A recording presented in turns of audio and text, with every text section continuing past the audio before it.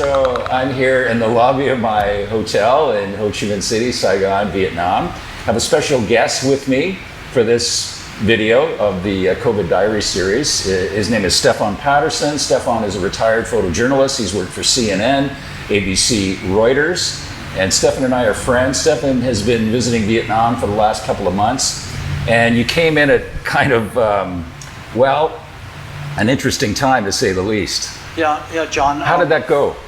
Well, coming in was a bit challenging at first. They were closing down the flights from Korea, and so I had to go through Bangkok. But once I came in, I began to feel very safe. They checked us at the airport. They did the temperature readings and had us document our travel. You had to fill out a health declaration too upon arrival. We filled out a health declaration and gave them access to where we were staying so that they could track. Yeah. But you came in just before all foreigners were quarantined, like only a few days after you arrived or entered Vietnam, they started making quarantine mandatory for any arrivals to Vietnam, whether they're Vietnam nationals or foreigners. I got in about 4 days before that happened. Yeah. And I've been here ever since. I've been here for a couple of months now. They've monitored everyone's movement, my movement, the Vietnamese movement, everyone's movements. And like I said, the cases here are very low.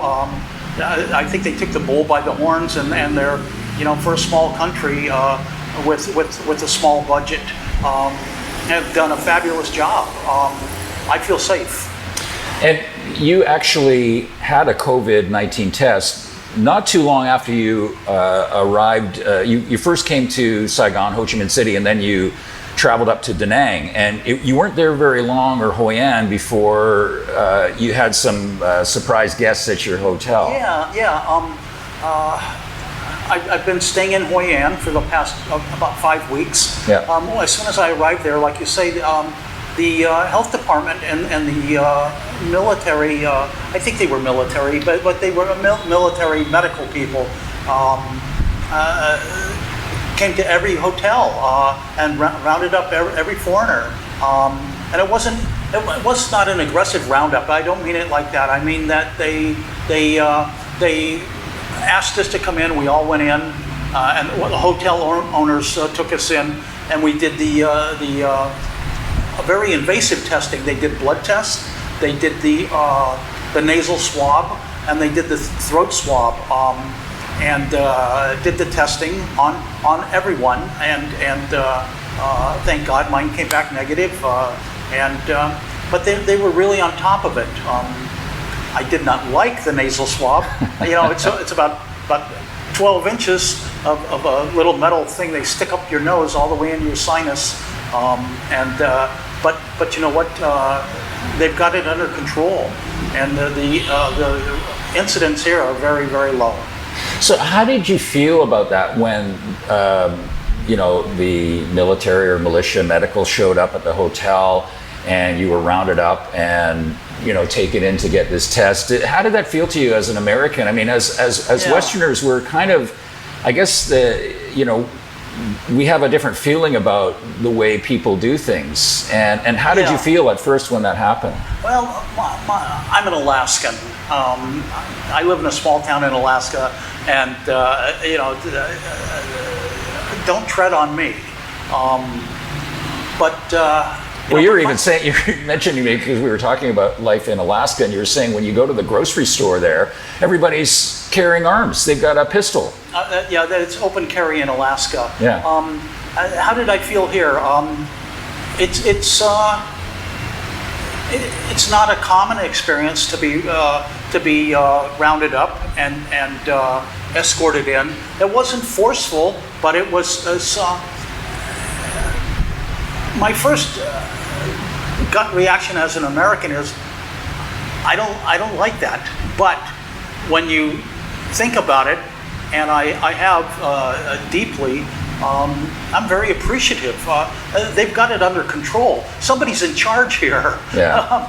I mean, that's the point. Is they seem to know what they're doing. Their incidences are very low, and somebody's in charge, and they make you feel safe that there is somebody in charge. So that's what I can say about that. Yeah, I mean, I have similar feelings, and of course not the same experience that you've had. Mine have been a little bit lighter, but the hotel I'm staying in right now, they take my temperature periodically to make sure I'm not, breaking a fever or, holding a fever or anything.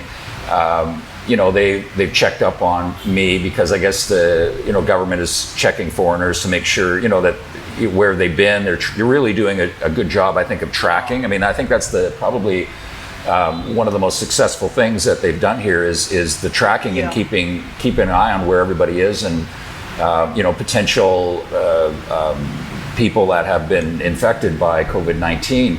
But all of these things, I feel the same way as you.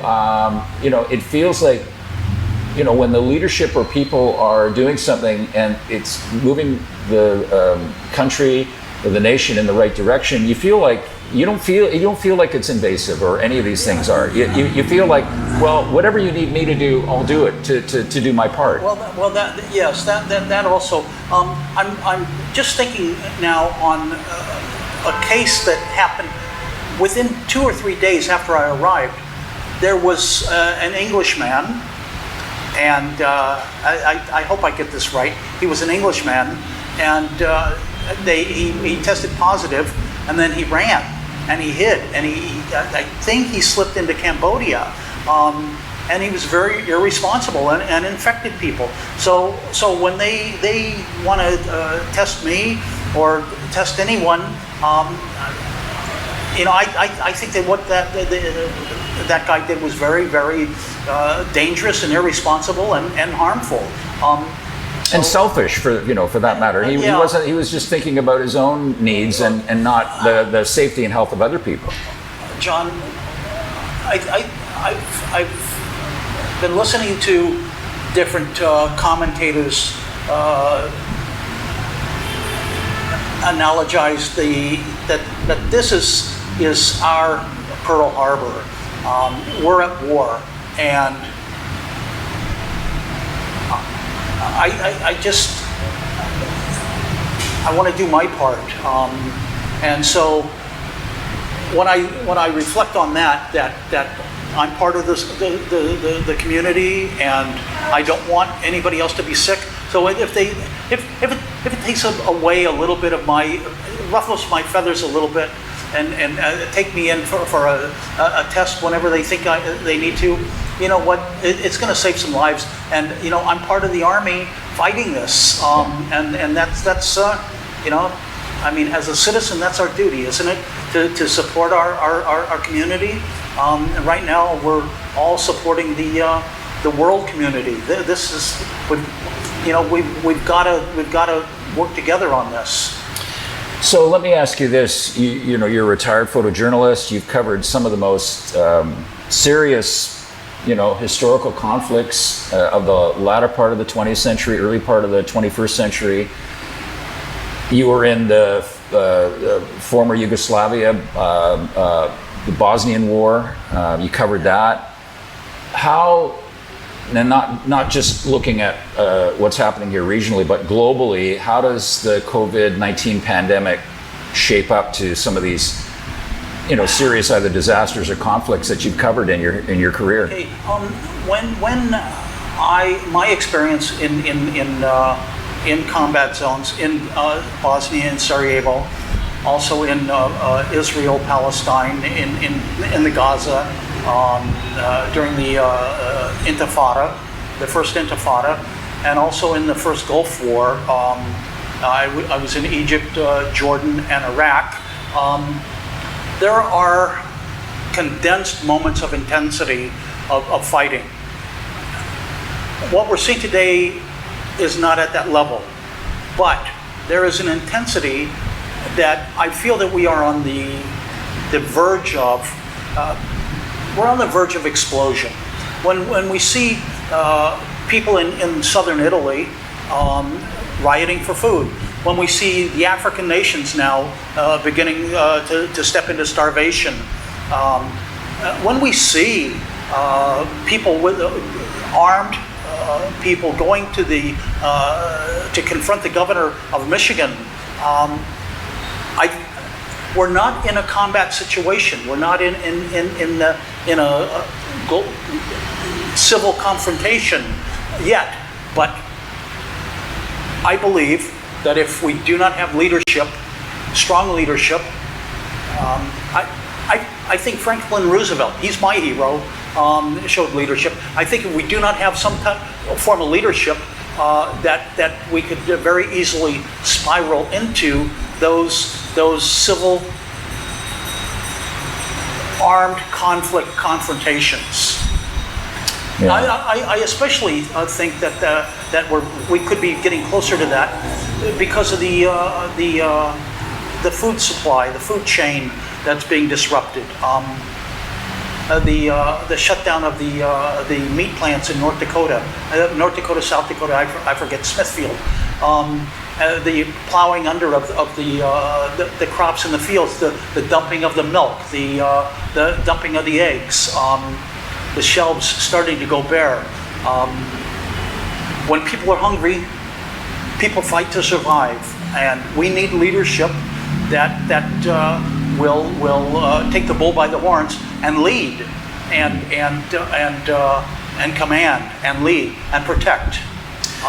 So what would you say that you've observed here, some of the either strategies or tactics that they've been using in East Asia and Southeast Asia to, combat the spread of the COVID-19 virus, that you would suggest to, any Western country that's still kind of trying to get a grips on the whole situation? What have you seen here that you would say, hey, like, why aren't we doing this, or why aren't you doing this? I think what I see here is they're following the science. They understand that social distancing, it must be. The lockdowns must be. John and I now, we're about our 2 meters apart. Yeah. Maybe it doesn't look like that on camera, but we are about 2 meters apart. Yeah. And everywhere we go, we're wearing our masks. We're wash your hands, folks. Get your Purell and wash your hands. Yeah. Once again, I think they're listening to the science, and I think that the leadership here is listening to the science. I think that there are many great American, North American, Canadian physicians English physicians, German physicians that have the knowledge, but our leadership, our political leadership, has to listen to them and follow. They have to follow the science. It's going to be hell if this thing comes around a second time. I'm just understanding today that we might have to be in lockdown until 2022. This, we have to take this seriously as a combined, unified community. This is serious. We have to do this together. We can't be going off and storming the governor's office and demanding that we're and going into these large gatherings, whether they're at concerts or churches or beaches. It's serious. Social distancing is a very big part of this, and we need to do it until it's done. We need to listen to the scientists. We need to listen to Fauci. Dr. Fauci has to speak truth to power. Dr. Fauci, if you hear my voice, be a doctor. Be a doctor. Speak the science no matter what pressure you're experiencing. We need you to be a doctor. Thank you, Bill Gates, for your words and your predictions and your observations and guidance. Thank people like Nick Robertson in London at CNN. This is no time to put aside the truths that we know. We must follow the science and not nothing else. Well, thank you so much for sharing your experience and your knowledge with everybody. And before you go, we're going to have a little bit, because I always, on my videos, I always talk about the great food here, the vegan food, and you and me are going to order some food. Oh yeah. And maybe we're going to share a little bit of our experience with the food, because you're still a meat eater. You're from Alaska and you still eat meat and fish, but I've been turning you on to some of the vegan food here, and you've been really enjoying it. What did we order the other night? Well, you ordered a lot. I know that. You ordered. The spring rolls here are fabulous. Yeah. The soups here are fabulous. One of my very favorites is the papaya salads. I'm crazy for that. I'm going back to Alaska. I have salmon in my freezer. My neighbors have moose in their freezer, and it's I'm a meat eater from Alaska, but the food here is very, very good. So we are still we're doing our social distancing here. We're being good boys, and we've ordered some vegan food. And Stephan, what did you order? You ordered some spring rolls. What else? Very first thing. We're going to wash our hands. Yep. Okay. Trust me, I've done that. I'm good. Okay. And you get a little bit of sanitizer there. There's the Purell. Yep. Come on, folks. Okay. So I've got a nice papaya salad. Crazy. Okay. So why don't you pick that up? Okay. And then just kind of point it up to the camera there so people can see it. Okay. Yeah. I've got a nice papaya salad. Great. I have some, they're called Morning Glories. It's like a spinach kale, really good. Also got my spring rolls, and I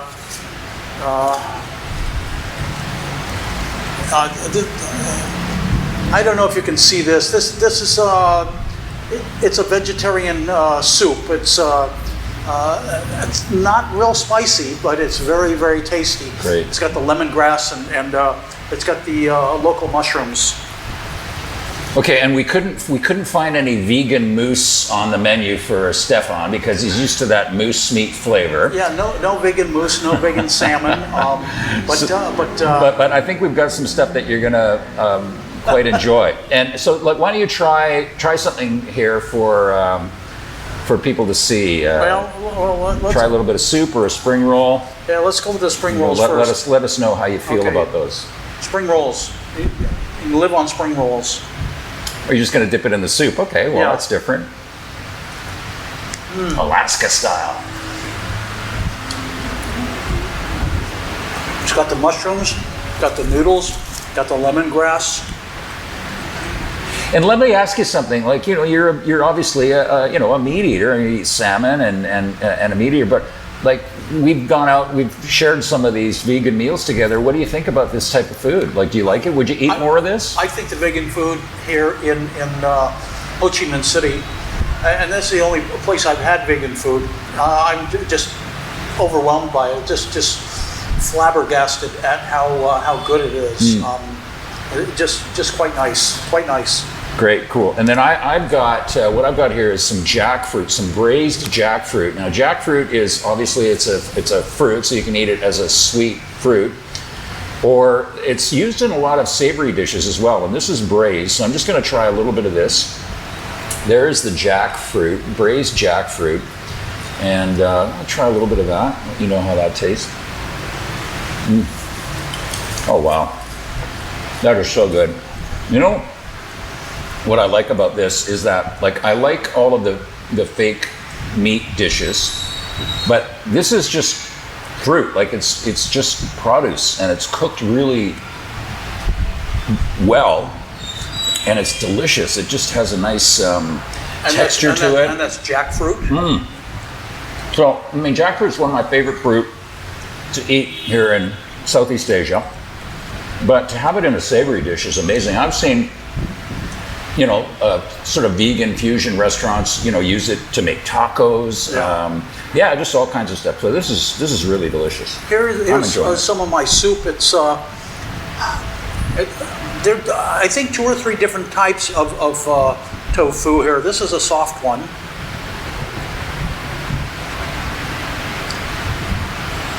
Got a piece of corn. Very tasty. I mean, it's not soft. It's but then there's the. And I had this soup the other night and wanted to try this again. And here's another type of tofu. It's not fried, but it's thicker. Just great. Wonderful. Well, thank you so much, my friend. Thank you for sharing your feelings and your experience with us. And you're heading back to Alaska tomorrow, so I hope you have a very safe flight and easy return back into a different place right now. Yeah. Thanks, John. I've really enjoyed John's YouTube videos, his work, his travels, his insights. Visiting with peoples in Southeast Asia. You're a real professional, John, and I thank you for your hospitality and your guidance around Ho Chi Minh City. Thanks, and Thanks, you say you're coming back, so we're going to be here for you. Yeah. Okay. All right.